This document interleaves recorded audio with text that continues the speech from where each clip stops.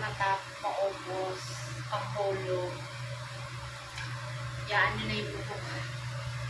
Anyways, thank you for today's video. Bisaya lang ha. Bisaya ako. Kay Ma'am Marilu Cortez na still supporting sa blind kids. Thank you, Ma'am Marilu. Hindi nyo pa rin nakalimutan sila. Talagang andyan kayo everyone. Maraming salamat. At saka sa mga nagsabing hindi ako nag-skip ng ads for the kunting tulong. Salamat po. Maraming salamat. And sa mga nagtatalong para visit kay Daniela, ano nangyari, bakit hindi na nag-vlog? Okay lang po sila. Nawalan lang ng gana mag-vlog. So, ayun. These blind kids, hopefully pag uwi ko, bibisitahin ko rin sila. And I will share my blessings also to them because they are my favorite family, the two blind kids. So, this is it. Panoorin natin sila. Bye. Thank you, Ma'am Marilu Cortez. Thank you so much. God bless.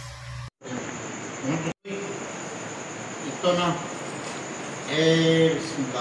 Pone jao ji. 1, 2, 3, 4, 5, 6, 7, 8, 9, 10, 11, 12, 13, 14, 15, 16, 17, 18, 19.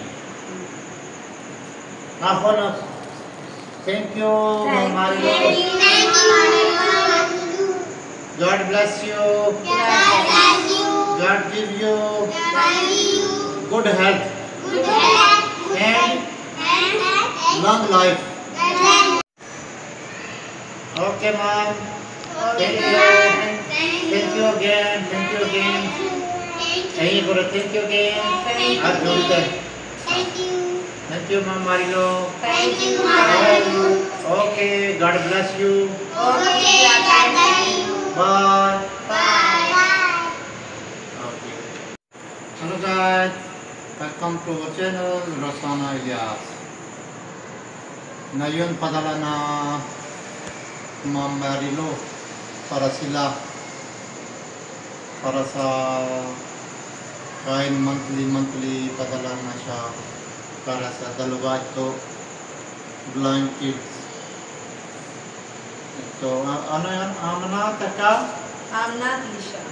Amna Lisha. Iba siguro bata punta doon ang trabaho na siya.